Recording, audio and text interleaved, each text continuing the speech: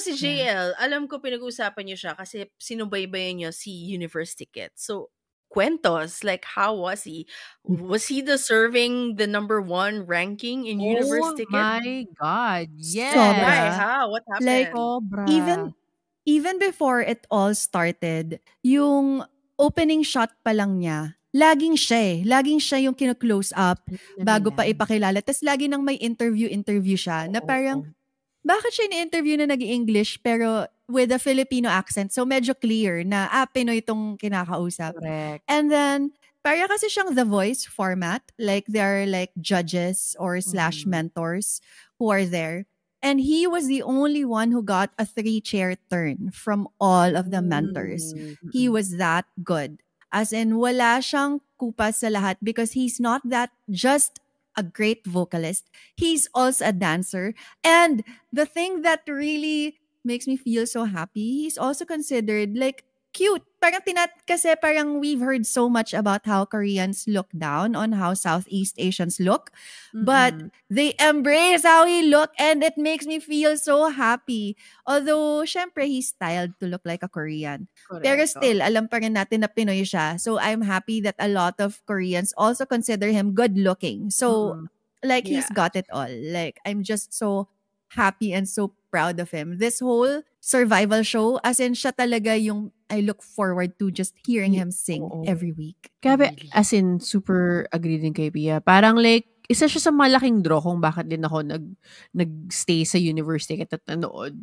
Kasi parang, hindi naman ako nanood ng mga gantong shows, honestly, but he was just so good. And like, just watching him, like, dominate. Kasi parang you'd think na parang, may Pinoy, kasi alam nila yung Pinoy power online eh. Alam mo yun? Like, when you put a Pinoy there, a lot of eyeballs will be there watching. Alam mo yun? Sobrang okay yun for the show. Pero, hindi lang kasi yun yung reason kung bakit maraming nanonood sa kanya. Kasi sobrang galing talaga niya. Like, seriously, like a cut above the rest. Like, ayoko man tsaka or hindi man ako nantsaka pero parang sobrang obvious yung level of talent and experience niya compared to the rest. Well, before naman kasi siya pumasok sa Universe Ticket, P-pop na rin siya eh. So he was already part of a P-pop group. So he's already had like experience. Pero all of them already did. Like a couple of them nag-debut na rin as idols.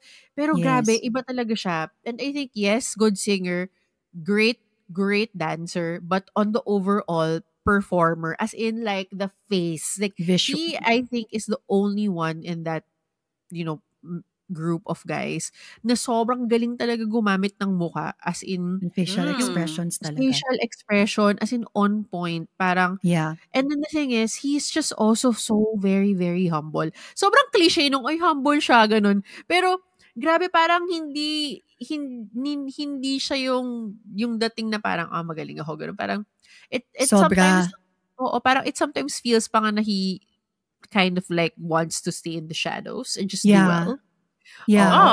And let others lead.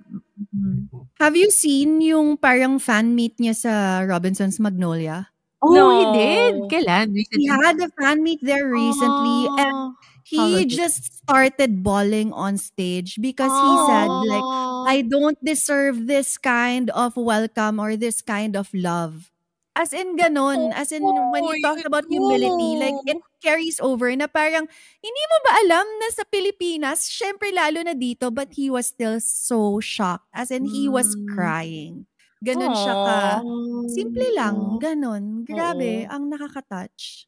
Sobra. Parang like he just wants to be there. Alam mo, may ganon kasi feel. He just wants to perform. Yun. Correct. And even like the judges, like si Tenten, si Yang Yang, they were so impressed with him na parang may mga parts na pag alam nilang mahirap, kaya na ni JL yan. Parang may ganun sila. Si JL na yan.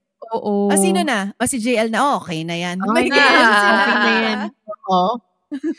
May part lang na parang medyo sobrang may imbalance. Kasi sobrang galing niya. Tapos sobrang dami rin niya kasing fans. I mean, of course, from the Philippines, voting for him. So, ang laki ng imbalance sa score. Pero, kung hindi mo i-consider yun, at iisipin mo lang na #1 siya parati. Parang, #1 talaga siya. Walang pwedeng makatanggal sa kanya ng pagiging #1 niya. Kasi, ganun talaga siya kagaling. And then, parang, I mean, I guess with all his experience as well, parang he also acts as coach for them. Kasi siya yung pinakamagaling kumanta. Siya tsaka yung isang guy, I forget his name. Silang dalawa. And then sa group niya, nagko-coach siya. Ganun. And he really tries. Really, really hard. Yeah. So parang nakakatuwa. We love you, JL. Aw, that's Parang so ang cliche nung cool. parang nakaka-proud maging Pinoy, pero very yes. Yes. Nakaka-proud maging Pinoy. As in. Sobra.